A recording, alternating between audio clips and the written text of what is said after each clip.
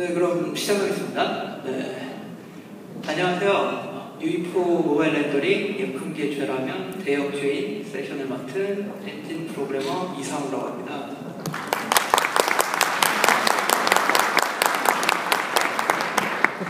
네, 부제가 좀 도발적이지만 U2 모바일 렌더링이 참 예쁜데요. 그래서 예쁜게 죄라면 대역 죄인이라는 부제를 채택했습니다. 좀 많이 예뻐서 큰일인데 왜 예쁜지, 앞으로 얼마나 더 예뻐질 건지에 대해서 살짝 테크니컬한 내용을 넣어서 발표 바로 보도록 하겠습니다. 일단 발표자 소개를 간단히 하겠는데요. 보시다시피 이제 미의 외기를 13년 걸은 미의 전문가로서 발표를 하게 됐고요. 그래서 현재 이제 에픽게임즈 코리아에서 일한 지 5년 차 되었고요. 엔진 프로그래머로서 렌트스케이프라던가 스프링 포그, 그리고 최근에는 모바일 렌더링 쪽에도 좀 개발을 했습니다. 네, 그래서 오늘의 컨텐츠는 어떻게 U2 렌더링이 어떻게 예뻐졌는가에 대해서 알아보고요. 그리고 U2 렌더링을 모바일에서 어떻게 구현을 했을까에 대해서 이제 모바일 하드웨어 문제점과 함께 기술적인 구현 방식에 대해서 좀 알아보고요. 그리고 이제 앞으로 얼마나 더 예뻐질 것인가에 대해서 퍼포먼스 트렌드나 모바일 렌더링의 미래에 대해서 간략히 다뤄보도록 하겠습니다. 네, 이제 모바일 렌더링이 이제 처음에 이제 저희가 간편한 제작을 강조한 바람에 이제 탭피치킨이 먼저 나온 바람에 이제 이런 인터넷에서 유머가 돌았는데요. 그래서 E3 때 이제 테크 데모가 스타일이었는데 U2에서는 탭피치킨이냐 뭐 이런 농담이 있었습니다. 근데 당연히 아니고요. 그래서 이제 탭피치킨처럼 이제 간단한 게임도 쉽게 제작을 가능할 수 있다는 걸 보여주기 위해서 보여준 케이스였고요. 당연히 이제 탭피치킨은 테크 데모는 아니고요. 이제 여기 보시는 스크린샷이 이제 소울 데모라고 한국 지사에서 이제 주도해서 개발한 테크니컬 데모가 있고요. 이제 저도 이제 렌더링이나 컨텐츠 최적화에 열심히 참여를 한 데모고요. 근데 이제 저희 이제 외국인 상사의 압박으로 이제 비디오는 이제 다음에 있는 소울테크 데모 세션에서 유료한 이제 호주 네이티브 액센트와 함께 감상해 주시면 되겠습니다. 네, 그리고 또 최근에 이제 구글 I/O에서 많이 보셨던 이제 라이브러리 테크 데모가 있죠. 아까 팀 사장님이 보여주시는 바람에 역시 저는 또 스킵을 해야 되고요. 그래서 이제 테그라 K1에서 탑재한 이제 태블릿에서 실시간으로 돌아가는 영상이라는 게 거의 이제 데스크탑과 유사한 수준으로 돌아간다는 걸 보실 수 있습니다. 역시 또 팀 사장님이 보여주셨던 젠가든 데모가 해서 이제 굉장히 다이나믹한 환경을 메탈 API를 사용해서 가능하다는 걸 보여준 데모가 있습니다. 네, 그래서 이제 U2 렌더링 어떻게 예뻐졌는가에 대해서 한번 알아보도록 하겠습니다.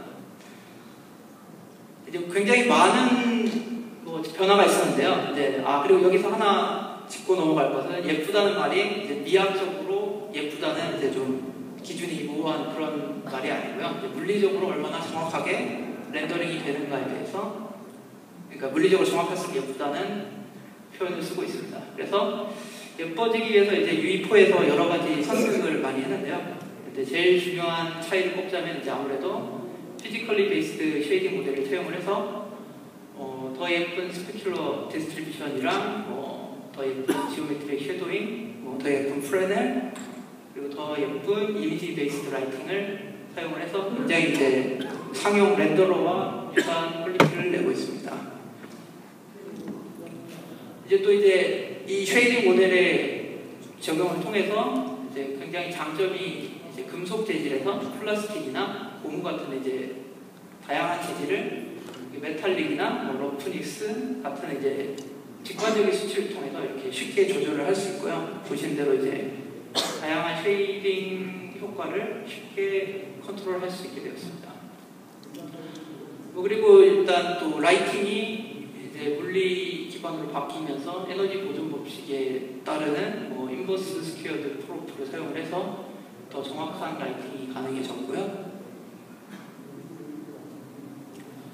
또 이제 에어리어 라이트, 이제 영역광이죠. 영역광도 역시 에너지 보존 법칙을 지원하는 라이팅이 지원이 되게 되었습니다.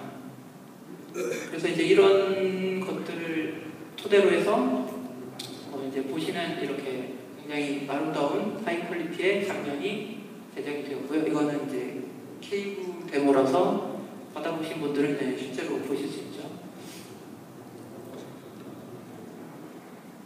네, 그래서 이제 UFO의 렌더링이 이제 되게 예쁜데 이것을 이제 어떻게 모바일에서 할 것인가, 뭐 딱 봐도 딱 어려워 보이죠.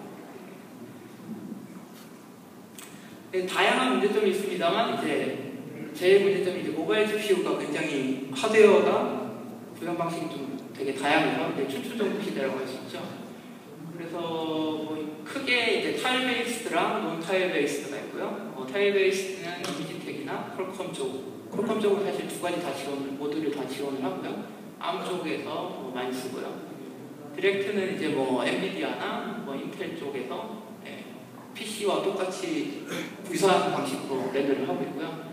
그래서 뭐 옵티마이제이션이나 뭐 드라이버 특성도 다 다르고, 그리고 뭐 오픈JS 익스텐션도 굉장히 다양하기 때문에 이것을 처리하는 게 굉장히 골치가 아프죠.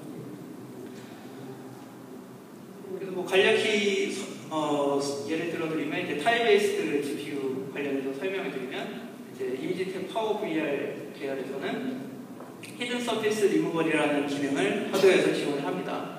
근데 이게 이제 오파큐, 그러니까 불투명만 지원을 하고요. 그래서 알파 테스트는 이게 지원이 안 되기 때문에 굉장히 고비용이 되고요. 그래서 뭐 매스크드든 PC에서는 매스크드가 빠른데 모바일에서는 여기서는 뭐 매스크드나 뭐 트랜스루센시나 거의 차이가 없고요. 그리고 또 이제 이 최적화를 위해서 쉐이더에서는 디스카드를 사용하면 다 이 최적화가 동작을 하지 않기 때문에 사용하지 않아야 됩니다. 그래서 일반적으로 PC 쪽에서 사용하는 이제 거리에 따른 정렬해서 렌더링을 하는 것이 아니고 스테이트로 정렬해서 렌더링을 하면 이 하드웨어에서 알아서 처리를 해주고요. 반면에 이제 아드리노나 말리의 경우에는 이 기능을 지원하지 않기 때문에 전통적으로 사용하는 이제 덱스 테스트를 통해서 오버드로우를 처리하는 방식으로 처리를 하고 있습니다. 그래서 이제 모바일 타일드에서 제일 비용이 크다고 볼 수 있는 것이 이제 프레임 버퍼 리졸브 리스토어 이쪽인데요.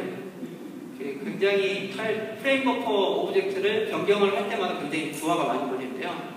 왜냐하면 이제 현재 프레임 버퍼 오브젝트를 램에 저장을 하고 또 프레임 버퍼 오브젝트를 새 프레임 버퍼 오브젝트를 재로딩을 해야 됩니다. 그래서 이 부분이 또 이제 램에서 왔다 갔다 하는 부분이 굉장히 느리기 때문에 특히 이제 포스트 프로세싱을 할 때 뭐 씬 렌더 결과를 가져와야 되기 때문에 굉장히 비용이 증가하게 되는데요. 그래서 그래서 왔다 갔다 하는 거를 최대한 자제를 해야 됩니다. 그래서 이제 여기서 이제 저희가 이제 구현한 방식으로 이제 프레임 버퍼 리졸브 리스토어를 최소화하기 위해서 일단 새 프레임 버퍼 렌더 타겟 2에는 반드시 모든 프레임 버퍼 오브젝트를 클리어를 해야 되고요. 그래서 여기 있는 이제 GL 스왑 버퍼나 GL 바인드 프레임 버퍼 후에 해주셔야 되고, 이렇게 함으로써 이제 제로딩을 방지하게 되는 거고요. 근데 이제 논 타일 베이스드에서는 오히려 이게 비용이 증가하죠. 클리어를 하니까. 그래서 그 경우에는 해주면 안 되고요. 그리고 이제 프레임 버퍼 렌더 타겟 전에 바꾸기 전에 이제 사용 안 한 프레임 버퍼 오브젝트를 꼭 디스카드를 해줘야 됩니다. 안 그러면 사용하지 않은 것도 램에 자동으로 저장을 해버립니다. 그렇기 때문에 이런 부분을 신경을 써야 되고요. 그리고 이제 사실 이제 기가플롭스는 많이 따라왔지만 사실 이게 프리시전이 좀 낮은 상태에서 이제 상당히 콘솔 레벨로 올라온 상태고요. 그래서 당연히 좀 16비트 프레임 플로팅 포인트에 굉장히 최적화가 되고요. 그래서 최대한 이제 16비트 플로팅 포인트를 사용을 하셔야 됩니다. 그래서 여기서 이제 50%에서 100%까지 차이가 나고요. 그리고 이제 쉐이더 간에 이제 미디엄 프리시전에서 하이 프리시전 사이에 왔다 변환을 하게 되면 이제 하드웨어 특성상 이제 퀄컴 같은 경우에는 비용이 별로 없지만 이미지텍 같은 경우에는 쉐이더 인스트럭션이 필요하기 때문에 부하가 증가하게 됩니다.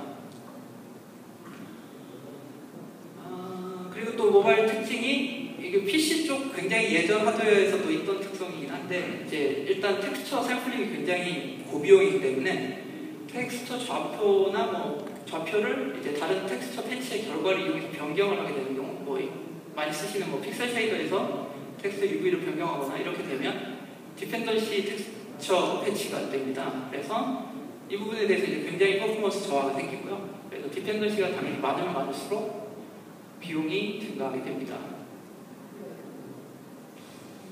그리고 또 PC에서는 겪을 수 없는 또 문제가 있는데 라지 UV, 그러니까 UV 좌표가 정수 굉장히 큰 값이 되면은 이렇게 심각한 아티팩트를 볼 수 있는데요. 이게 UV 정밀도랑 상관없고 그냥 하드웨어에서 텍스처 패치를 할 때 텍스처 모바일에서 텍스처 패치를 할 때 UV가 큰 값이 들어가면 이렇게 굉장히 블럭키한 이제 결과를 보여주게 됩니다. 뭐 그래서 이렇게 문제가 굉장히 많은데요. 이제 참 어떻게 해야 될까요? 그래서 고민이 많으실 텐데 저희가 이제 뭐 개발자분들을 위해서 다 준비를 해봤습니다. 그래서 개발자 입장에서 PC에서의 작업과 큰 차이 없는 제작 환경을 예쁘게 만들기 위해서 어떻게 해야 될까요? 그래서 이렇게 컨텐츠 워크플로우의 일관성과 피지컬 베이스드 쉐이딩도 이제 모바일에서 구현을 하고 라이팅, 포스트 프로세싱, 그리고 옵티마이제이션을 통해서 PC의 결과를 최대한 모바일에서 구현할 수 있도록 제작을 하였습니다. 그래서 이제 작업물의 일관성이 굉장히 중요한데요. 이제 사실 뭐 특히 하이 퀄리티 콘텐츠의 경우에는 굉장히 작업량이 많죠. 그래서 이제 PC에서 하이 퀄리티를 했는데 또 모바일용을 위해서 저 퀄리티로 따로 만들려면 굉장히 귀찮기도 하고 비용이 많이 듭니다. 그래서 한 번의 작업으로 일관성 있는 결과로 제 작업을 최소화하는 것을 목표로 제작을 하였습니다. 그래서 뭐 같은 워크플로우를 위해서 일단 머티리얼 에디터에서 뭐 딱히 크게 뭐 따로 튜닝을 많이 안 해주셔도 되고요. 그리고 피지컬 베이스드 쉐이딩 아까 보신 그 예쁜 쉐이딩 모델을 최대한 거의 유사한 흡사하게 모바일에서 렌더링 하고 있고요. 그리고 뭐 HDR, 리니어 컬러 스페이스나 뭐 포스트 프로세싱도 다 유사하게 적용이 되고 있습니다. 그래서 PC에서 모바일까지 뭐 특별히 큰 세팅 없이 알아서 처리할 수 있게 됩니다. 일단 이제 머티리얼 에디터 일관성인데요. 이제 뭐 물론 최적화를 위해서 이제 피처 레벨로 최적화도 가능하고요. 근데 일단 모든 플랫폼에서 이제 하나의 머티리얼을 사용하는 것을 토대로 제작을 할 수 있게 되어 있습니다. 그래서 따로 뭐 머티리얼을 변경해서 만드실 필요는 없고요. 이게 이제 저희가 이제 오픈제일도 지원하면서 모바일 부분도 오픈제일 ES 지원하는 게 크로스 컴파일러를 통해서 저희가 원래 3 때부터 HLSL을 썼었는데 그 HLSL 코드를 GLSL로 자동으로 트랜슬레이션을 해줍니다. 그래서 일관성 있게 적용이 가능하고요. 그래서 이제 사실 이제 쉐이더는 또 디바이스에서 컴파일이 되기 때문에 뭐 디바이스 특성을 많이 타죠. 그래서 이제 뭐 다뤄보신 분도 알겠지만 이제 쉐이더 컴파일러에서 뭐 이상한 버그도 있고요.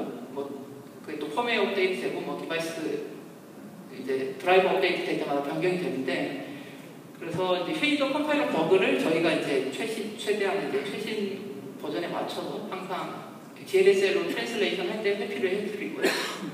그리고 이제 익스텐션 지원되지 않은 익스텐션에서 뭐 폴백 패스를 지원을 해서 그 익스텐션이 지원되지 않은 디바이스에서도 비슷한 결과를 낼 수 있도록 지원했습니다. 뭐 예를 들어 이제 텍스트 LOD 지원이나 아니면 뭐 쉐이더 프레임워크 패치 같은 기능이 지원되지 않을 경우에는 다른 방식으로 지원을 하고 있고요. 그래서 이제 뭐 걱정할 필요 없이 뭐 머티리얼 제작만 하시면 알아서 다 해준다고 보면 됩니다. 피지컬리 베이스드 쉐이딩의 일관성에 대해서 알아보겠는데요.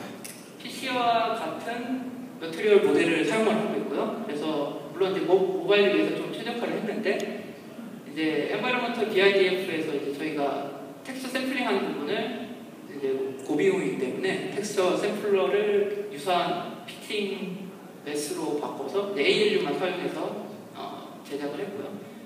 이제 스페큘러도 이제 노멀라이즈드 콩 스페큘러를 사용해서 빠르고 에너지 보존 법칙은 같이 적용이 되는 것으로 변경을 하였습니다. 그리고 이제 HDR 디렉셔널 라이트 맵에 대해서 알아보겠는데요. 여기 이제 PC와 인코딩이 좀 다릅니다. 그래서 일단 기본적으로 저희가 라이트 맵이 HDR 컬러를 루마 값을 이제 로그로 저장한 인코딩을 사용하고 있는데요. PC에서. 그래서 월드 스페이스에서 방향성을 가진 1차 스피컬 하모닉 루마 값을 저장을 합니다.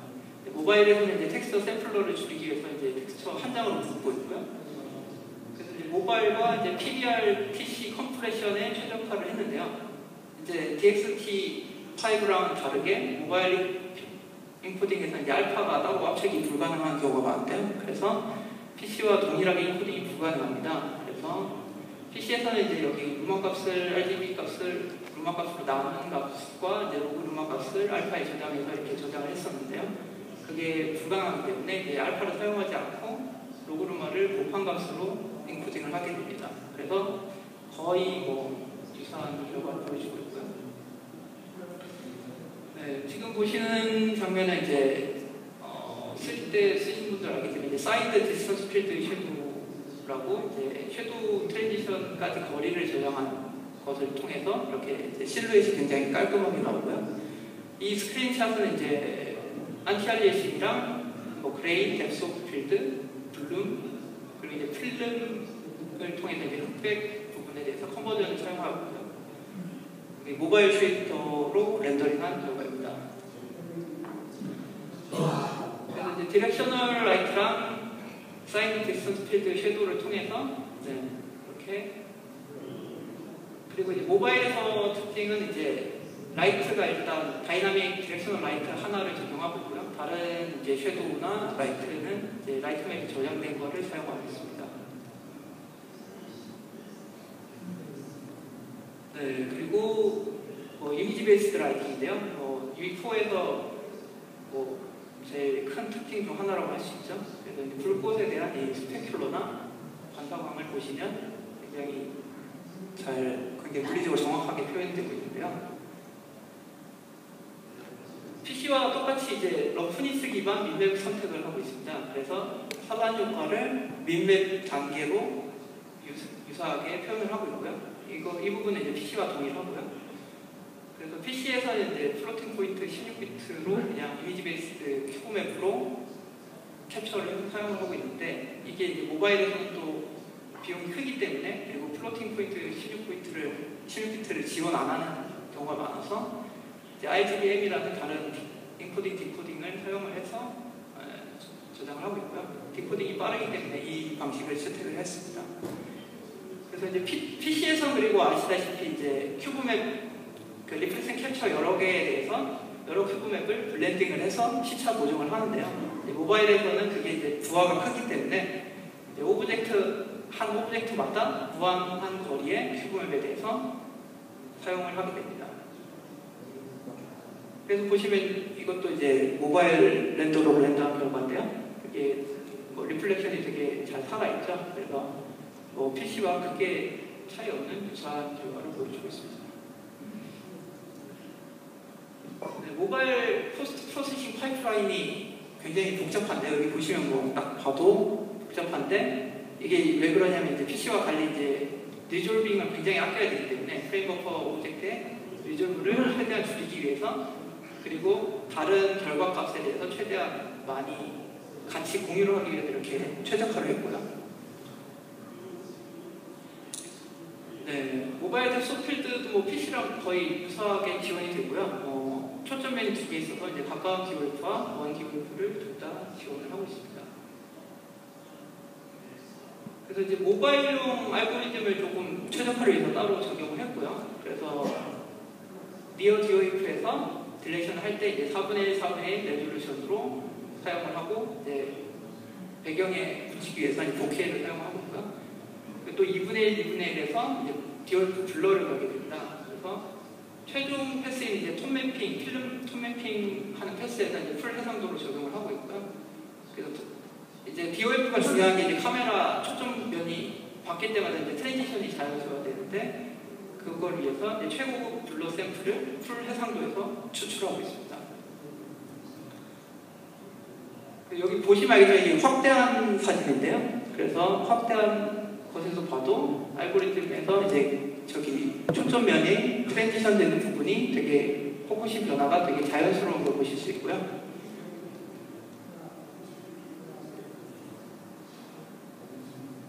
네, 여기 뭐 간단히 조금 디테일하게 설명을 드리면 이제 필터링을 되게 다양하게 열심히 하고 있는데요. 픽셀 중심에서 다른 거리에 대해서 네 방향으로 다른 거리로 샘플링을 하고요.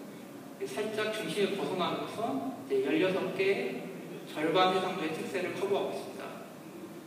그리고 이제 바이리니어 필터링을 할 때 이제 컬러가 묻어나오는 문제를 해결하기 위해서 이제 서클 오브 컨퓨전이라고 이제 카메라에서 이제 뭉개지는 창나는 부분을 크기를 저장을 하고요. 그리고 이제 알파로 컬러를 프리 웨이팅을 한 다음에 패치한 뒤에 웨이팅을 역으로 적용을 해서 그 창남원 이상으로 벗어나지 않게 적용을 하고 있습니다. 이 부분도 이제 나중에 아까 말씀드린 프레임 버퍼 패치가 가능하면 이런 최적화가 가능한데요. 그래서 뎁스 오브 필드와 라이트 시프트를 같이 쓸 수 있는 최적화인데 태양광의 강도와 창남원, 아까 말씀드린 창남원의 값을 이제 하나의 플로팅 포인트에 저장을 하게 되고요. 이렇게 함으로써 이제 추가 렌더 타겟 필요 없이 그냥 현재 버퍼에 있는 뎁스 값을 읽어서 이렇게 인코딩해서 저장을 할 수 있기 때문에 추가 렌더 타겟 비용을 줄일 수 있습니다. 네, 그리고 이제 여기서 이제 비네팅이랑 블룸이랑 라이트 시프트를 설명드리겠는데요. 이 씬에서 이제 3개 다 적용이 되어 있고요. 라이트 시프트는 이제 블루 틴트를 줘서 약간 푸른빛을 들어가는 상태입니다. 네, 그래서 이 3가지를 이제 같이 적용을 하는데요. 그래서 4분의 1, 4분의 1 해상도에서 조합을 해서 알파를 프리 멀티플라이 해서 한 플로팅 포인트를 사용을 하고요. 그래서 이 같은 쉐이더에서 이제 블룸과 라이트 시프트 필터까지 적용을 해서 리졸빙을 최대한 줄이면서 이제 한 번에 3개의 포스트 프로세스를 지원을 하고 있고요. 그래서 이제 텍스처 패치 역시 한 번으로 3개의 효과가 같이 지원이 되게 됩니다. 네, 그리고 이제 모바일 블룸에 대해서 설명드리겠는데요. 모바일 블룸은 이제 하드웨어마다 이제 렌더링 타겟의 변경 제한이 있는 경우가 있습니다. 그래서 그 경우에는 리졸빙을 제한한 좀 최적화 버전이 있고요. 이 경우에는 이제 이펙트의 반경이나 패스가 줄어들게 됩니다. 여기 보시면 INI 찾아보시면 아시겠지만 이제 이 콘솔 베리어블이 그걸 컨트롤하고요. 그리고 이제 제한이 없는 디바이스, 이제 하이 퍼포먼스 디바이스에서는 더 빠르고 높은 퀄리티 버전이고요.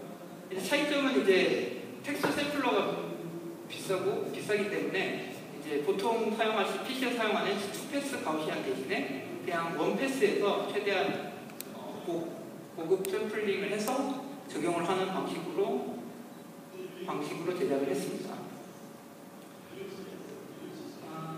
그리고 이제 모바일 라이트 시프트에 대해서 말씀드리겠는데요. 여기서는 이제 아까 인코딩을 그냥 한 채널로 했기 때문에 색 정보가 없습니다. 그래서 아티스트가 틴트로 조절이 가능하고요.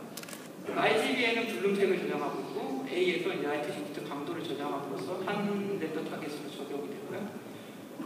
그리고 이제 라이트 시프트의 경우에는 최적화를 위해서 톤 매핑을 한 색 공간에서 그냥 라이트 시프트 필터를 적용을 하고요. 대신에 이제 그 후에 이제 틴트나 컴포지션을 하려면 원래 리니어 컬러 스페이스로 돌아와야 되죠. 그래서 그 경우에 다시 톤 매핑을 리버스하게 됩니다. 네, 이제 거의 포스트 프로세스가 워낙 중요해서 많이 설명을 드리는데요. 네, 요것은 필름 포스트 톤 매핑이 적용되는 장면이고요. 같은 장면인데도 불구하고 이제 굉장히 느낌이 다르죠. 필름 포스트 톤 매핑이 이제 PC와 거의 유사하게 다 적용이 되고요. 그래서 쉐이더 커뮤니케이션을 통해서 사용하지 않는 컨트롤러 부분들은 다 제거를 하게 됩니다. 그리고 고급 포토 에디팅 일반적으로 쓰시는 뭐 HDR 컨트롤과 유사한 컨트롤을 가지고 있고요. 그리고 뭐 되게 당연하지만 중요한 이제 톤 매핑 이전에 리니어 HDR 컬러 스페이스에서 적용을 해야 이제 정확한 고품질 색깔이 나오고요. 그리고 이제 흑백에 대해서 틴트 값을 적용하거나 또 세츄레이션, 뭐 채널 믹서를 첨가해서 이제 컬러 매트리스를 통해서 적용을 하고 있습니다. 그래서 뭐 필름 효과에 좋은 예시는 요새 유행하는 뭐 인스타그램 같은 데서 많이 사용하는 그런 효과들을 모바일 실제 게임에서도 많이 사용을 하십니다. 네, 필름 포스트 톤 매핑 경우에 이제 그래프로 좀 표현을 해서 이해하기 쉽게 해드리려고 그래프로 표현을 했는데요. 이제 18% 회색이 저희 인지적 중간 지점으로 기준을 주고 있고요. 그래서 보시면 이제 크러쉬 섀도우랑 크러쉬 하이라이트라는 컨트롤이 있는데 이것들이 이제 여기 보시는 대로 필름의 폭을 조절합니다. 그래서 위아래 이 선형 구간에 대한 거리를 조절하게 되고요. 폭이 넓으면 당연히 이제 왜곡이 없는 구간이 증가를 하게 되죠. 그리고 이제 컨트라스트는 이제 이 선형 구간의 경사 값을 조절하는 효과를 줍니다. 이 필름도 굉장히 필름 부분이 되게 처리할 부분이 많아서 역시나 이렇게 굉장히 복잡한 부분이 많은데요. 나중에 뭐 코드를 보시면서 이 다이아그램을 보시면 굉장히 좀 이해가 쉬우실 것 같습니다. 네, 그리고 엔티얼리어싱에 대해서 모바일 엔티얼리어싱에 대해서 설명드릴게요. 네, 이게 사실 이제 피지컬 베이스드 쉐이딩에서 이제 HDR 컬러를 사용하게 되면 이제 스페큘러가 굉장히 선명하면서 강해지죠. 광량이 굉장히 번쩍이게 되는데 메탈 같은 경우에요. 이런 선명한 스페큘러 하이라이트를 이제 처리하기 위해서는 이제 여기 보시는 이제 기하죠. 그러니까 트라이앵글 단에서 엣지가 있는 것도 처리를 잘 해야 되지만 특히나 또 이제 서페이스 안에서 쉐이딩된 노멀 엣지들이 처리가 되게 중요하죠. 안 그러면 굉장히 엘리어싱이 심하게 나타나는데요. 그래서 이제 안티얼리어싱 경우에 저희 이제 스페이셜 그러니까 공간 안티얼리어싱 한번 같이 이제 템포럴 안티얼리어싱을 먹이게 되는데요. 그래서 일단 두 프레임을 사용을 해서 저희가 이제 2x 템포럴 슈퍼 샘플링을 처리하게 되고요. 그래서 표면 쉐이딩이 좀 더 고급화되게 되고요. 그리고 톤 매핑 이후에 이제 그 프레임을 이제 템포럴 하기 위해서 약간씩 지터링을 하게 됩니다. 그래서 이 약간 움직인 프레임에 대해서 블렌딩을 하게 되고 이제 카메라 움직임에 대해서 조금 이제 뭐 잔상이나 노동 같은 게 생길 수 있기 때문에 저희 이제 커스텀한 로직을 통해서 처리를 하게 되고요. 근데 뭐 많이 쓰시는 이제 뭐 모션 리프로젝션 같은 경우에 이제 모바일에서 쓰기에는 너무 고비용이기 때문에 그건 처리하지 않고요. 그리고 이제 뭐 HDR 피지컬 베이스드 쉐이딩 모델을 위해서 또 되게 중요한 MSSA 지원이 필요한데요. 이 부분은 이제 저희가 지원 중이기 때문에 조만간 보실 수 있을 겁니다. 지원이 진행 중입니다. 좀 길었는데 이제 포스트 프로세스 쪽은 거의 마지막입니다. 이제 모자이크 모드가 있는데요. 이게 뭐냐면 이제 플로팅 포인트 렌더 타겟이나 sRGB를 지원하지 않는 GPU에서 리니어 블렌딩을 지원하기 위해서 사용하는 방법이고요.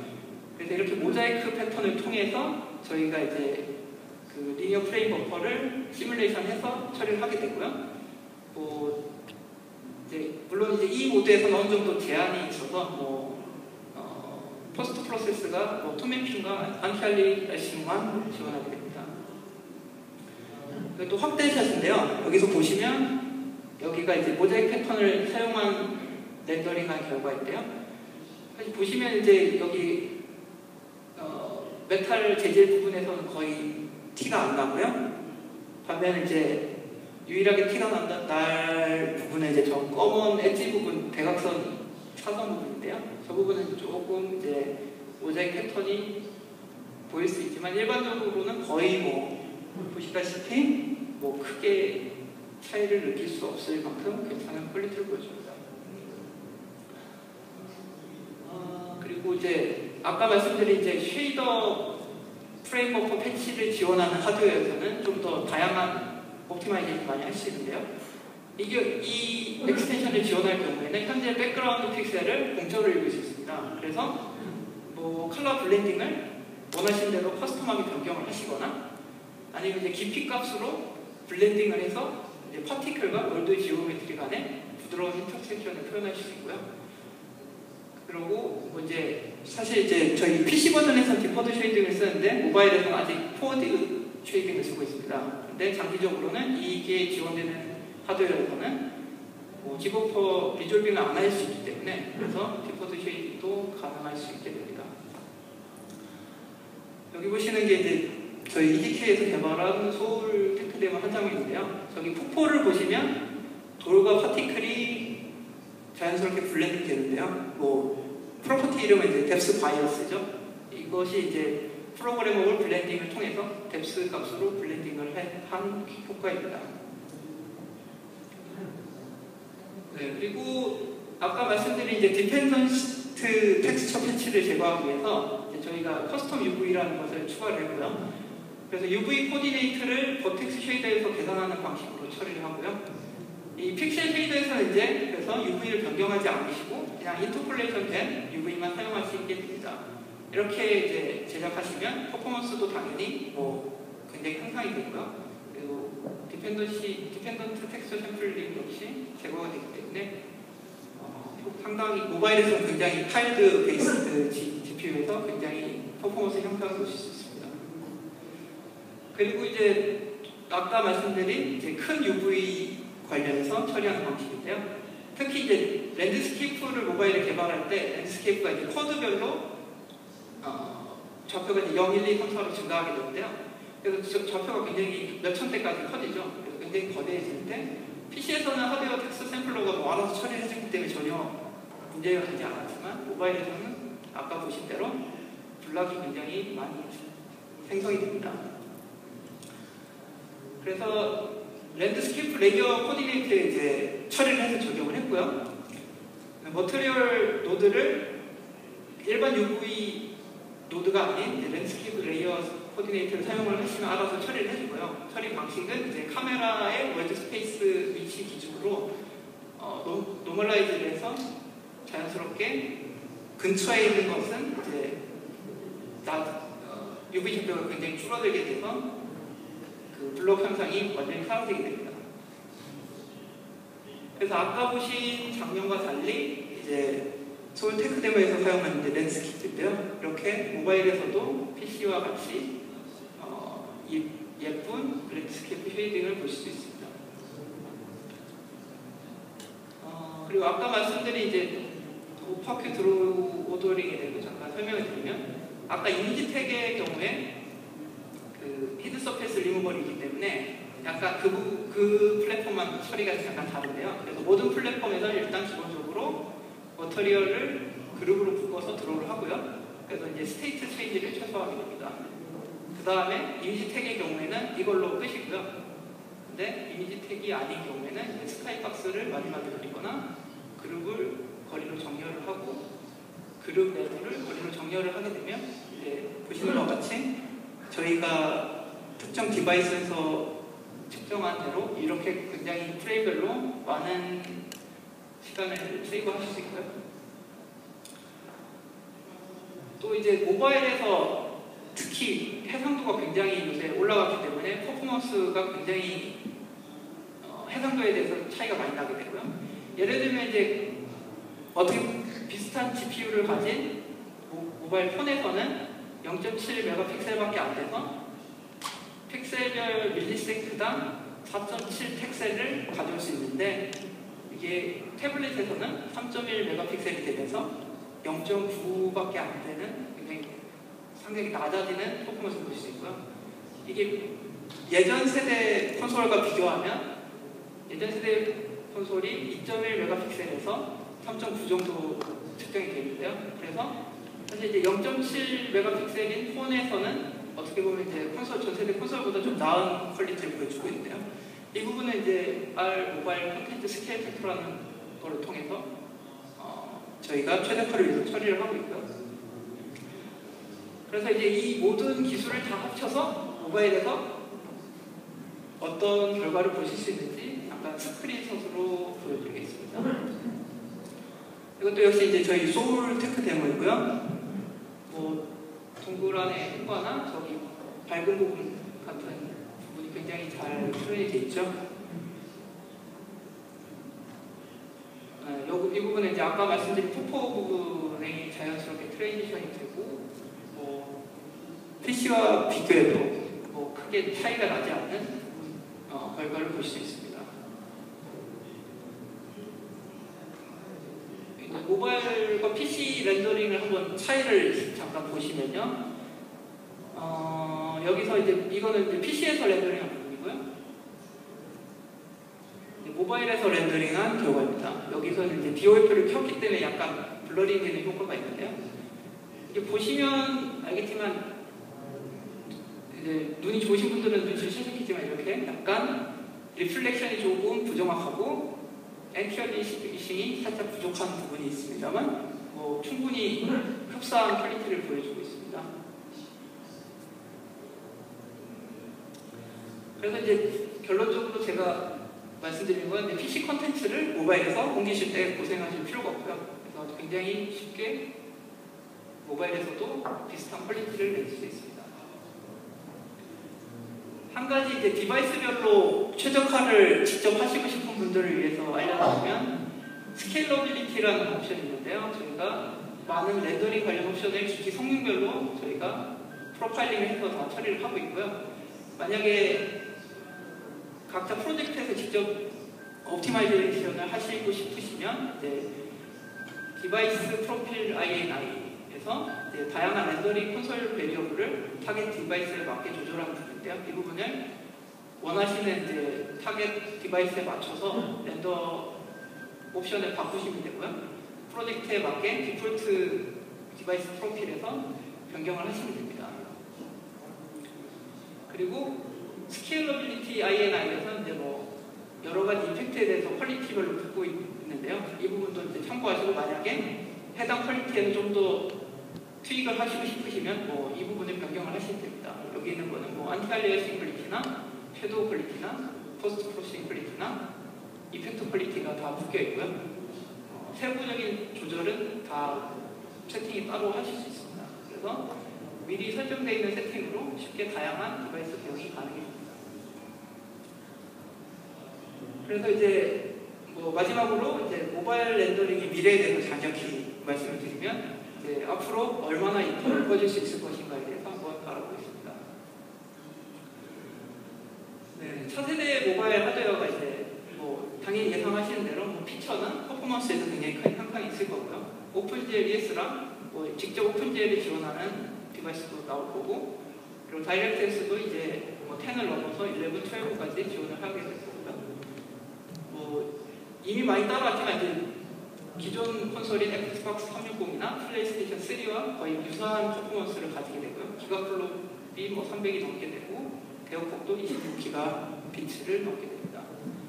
그래서 이제 이미 예쁘게 만들어 놓으신 AAA PC 그래픽을 모바일로 옮기기가 더더욱 쉬워지시는 거죠. 그래서 저희 이제 2012년도 GDC랑 2014년도 GDC 기준으로 퍼포먼스가 어떻게 변화했는지 한번 알아보시겠어요? 보시면 알겠지만 이제 기가플롭 기준으로 이렇게 10년도와 14년도가 거의 뭐 50배까지 올랐는데요. 굉장히 급격한 변화를 보여주고 있고요. 앞으로도 계속 쉽게 발전을 할 예정이고요. 또 이제 여러 가지 드라이버 단위나 뭐 다양한 방식으로 지원이 되고 있는데요. 아까 보셨던 이제 젠 같은 데모 같은 경우에 굉장히 데스크탑 수준의 이제 디테일과 되게 인터랙티브한 3D 익스피리언스를 제공하게 됐고요. 그리고 특히 이제 메탈 iOS 8이 나오면서 저희가 그렇게 애타게 요구했던 프리컴파일드 쉐이더가 들어갔기 때문에 그 부분에 대해서 더 다양한 쉐이더를 쉽게 적용을 하실 수 있고요. 메탈에 대해서 설명을 간단히 드리면 이제 WWDC 2014에서 발표를 했고요. 젠 같은 데모에서 보셨듯이 GPU에 직접 접근할 수 있는 로우 레벨 API를 제공을 해서 드로우콜에 대해서 오버헤드 굉장히 감소를 시켰고요. 예를 들어 아까 보신 소울 테크 데모 같은 경우에 저희가 400 드로우콜로 최대한 드로우콜이 부가 크기 때문에 드로우콜 비중을 굉장히 낮췄는데 이런 경우에는 드로우콜이 굉장히 많이 보실 수 있고 아까 보신 대로 이제 꽃잎이나 뭐 수천 개가 인스턴싱을 통해서 꽃잎이나 이렇게 애니메이션 되는 광경을 보실 수 있고요. 그래서 또 이제 렌더와 컴퓨트를 통합을 하는 방식이고 가장 큰 특징으로 또 프리컴파일드 쉐이더가 지원이 됩니다. 그리고 또 아까 보셨던 데모인 라이브러리 테크 데모에 대해서 설명을 간단히 드리면요. 구글이 이제 질 수 없죠. 그래서 AEP라는 안드로이드 익스텐션 팩을 지원을 하게 됐고요. 이게 오픈GL 3.1부터 지원이 됩니다. 그래서 DX11 피처를 지원하는 부분이고요. 테슬레이션이나 컴퓨터 쉐이더까지 지원이 됩니다. 그래서 우리의 친구 엔비디아와 함께 제작한 데모고요. 특히 이제 이 엔비디아 K1 GPU는 이제 DX11이나 오픈GL도 직접 4,000화까지 지원을 하기 때문에 굉장히 다양한 지원이 가능합니다. 그래서 이렇게 이제 디바이스가 발전해서 새로운 기능을 지원하실 때 고민이 되시겠는데요. 아시겠지만 지금 쓰고 계신 언리얼엔진이 저희가 알아서 다 해주실 테니까 걱정 마시고 번거로운 세팅 없이 지원이 됩니다. 네, 이제 결론 들어갈게요. 결론적으로 이제 뭐 많이들 말씀하시는 결론이지만 모바일 그래픽스가 지금 이제 PC 그래픽스가 발전한 길을 굉장히 빠르게 따라가고 있고요. 패스트 팔로워 특징상 굉장히 빨리 따라가고 있고 근미래에 컨버지를 하게 될 것 같습니다. 그래서 여기서 이제 이때 아까 말씀드렸듯이 뭐 카톡 게임도 슬슬 이제 RPG가 점령을 하고 있죠. 그렇듯이 이제 컨텐츠를 대비하실 필요성이 생기게 됩니다. 그래서 한번 하이 퀄리티 컨텐츠를 만들어 놓으시면 이제 PC의 모바일 그래픽 활용이 더더욱 쉽게 되고요. 앞으로 가면 갈수록 더 쉬워지겠죠. 그래서 다양한 유저 마켓에 대해서 타겟팅 가능한 위치고요. 그래서 흔한 말로 이제 열심히 우려먹으실 수 있는 원쇼스 멀티 유즈가 가능해집니다. 그래서 이제 UI 언리얼 엔진으로 이제 미리미리 준비를 하시면 미래 걱정 없이 추위 걱정 없이 나실 수 있게 됩니다. 네, 이것으로 마치겠고요. 혹시 질문 있으시면 질문해 주시면 감사하겠습니다.